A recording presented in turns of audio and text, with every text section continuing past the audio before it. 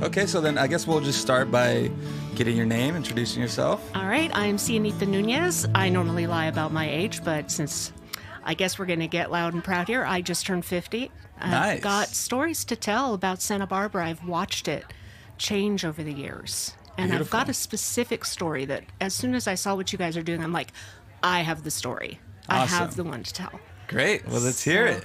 All right, so we're going to flash back to, the late 70s. And I am just a tiny little tyke. And my father, Domingo, an amazing man, he's just, he's taught me so much. I remember him saying he had a surprise. And we went out, and it was to a local eucalyptus grove. And he said, okay, I'm going to cover your eyes with my hands. Don't peek, whatever you do.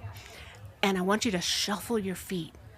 I want you to walk, and I want you to shuffle your feet super slowly, just like you're moving through that floof that comes with packages, and you don't want it to crunch.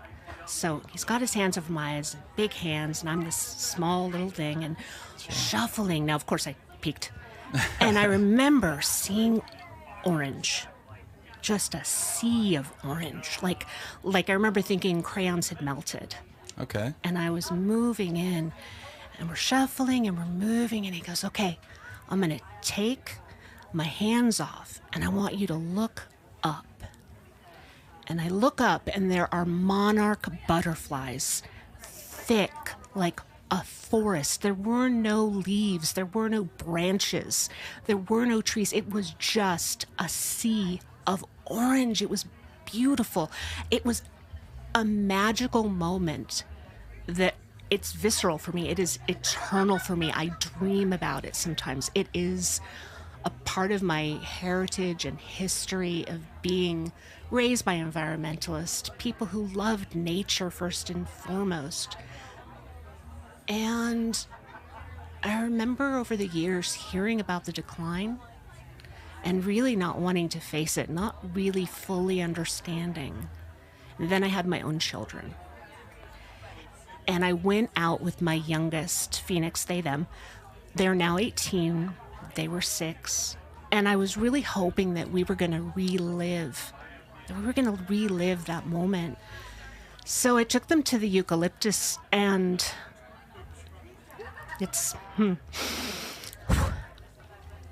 there was nothing. Wow.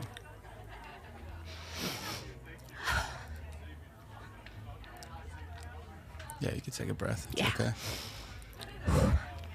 I knew this was going to happen. Okay. So little Phoenix walks out, and they're also raised to love the environment. They knew more names of birds at the age of 6 than, anyone else in their school. They were camping all the time and hiking all the time, and I knew it wasn't going to be exactly the same. Sure. But I did not expect the level of shock that I felt walking out there and not telling them until quite recently, now that they're old enough. I froze. I let them be excited over those 6 or 7 branches. Sure. Those 6 or 7 branches that were slightly covered with the monarchs. And I was angry. I was so angry. Heartbroken, yes, but angry. Because I remember that the original eucalyptus grove that my dad took me to is now condos. And the secondary one we used to go to is part of a school that's close by. Not going to name names, but the eucalyptus groves have shrunk. And my opportunities to show my children have disappeared. And I'm so... I have so many strong feelings about it.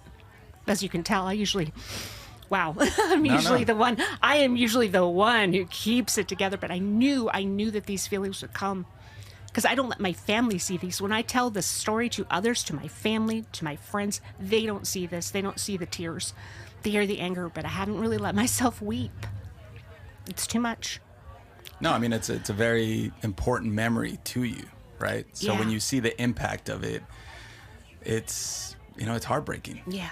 You know? I think you're probably young enough to be one of my kids, and you'll never get to know unless we go to Mexico, that one city. I'm blanking on the name. It is my fantasy to go there. The end of the migratory route.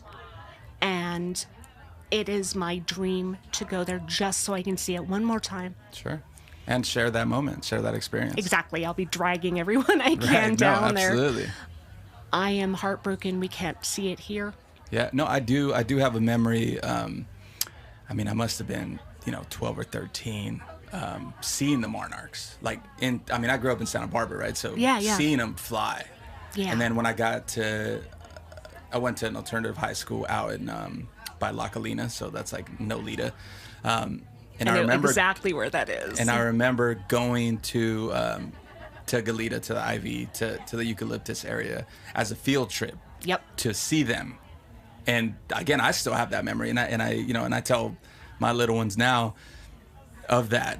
But we've gone back, and it's I can definitely agree. It's not anywhere near.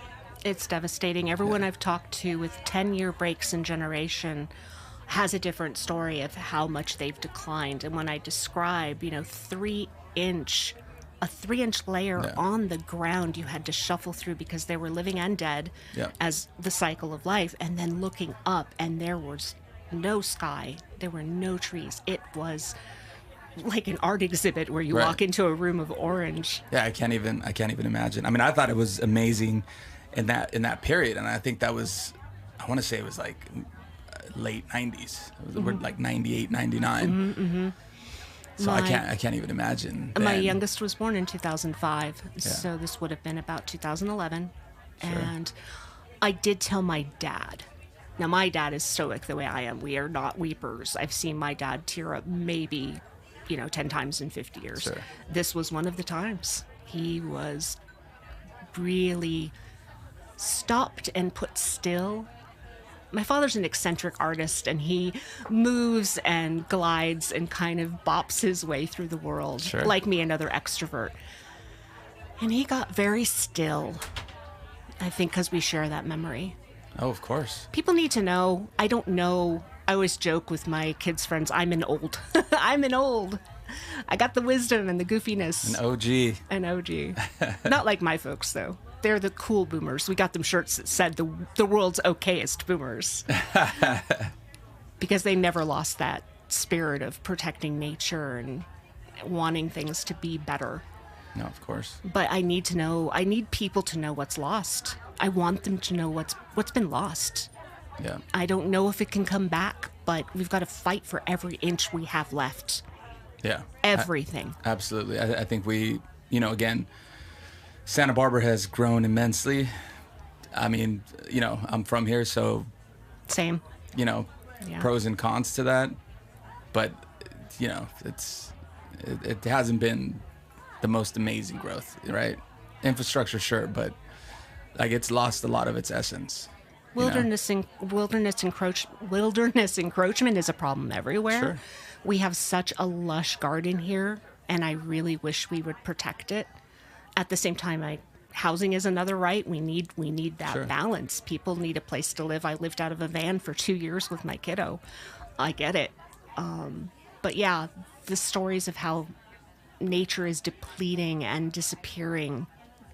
At the end of the day, if we burn up the planet, all our fights aren't going to matter. Right. Nothing will matter. Right. It's like arguing about who's doing the dishes while the house is on fire. Exactly. Yeah. So, no, we got to have complete awareness of our surroundings, right? Yeah. We can't just focus on the almighty dollar. And I think that's part of what happened there. Yeah. Right? They were so focused on the land and what it could provide as far as infrastructure and money. Yeah. And less of the quality, right? The moments, the experience like these. The moments are what makes it. The one thing the van life taught me, and I could talk about that trip for a long time. We saw a lot of the country and saw a lot of environmental decay, but also places they're bringing stuff back. Sure. And that's heartening.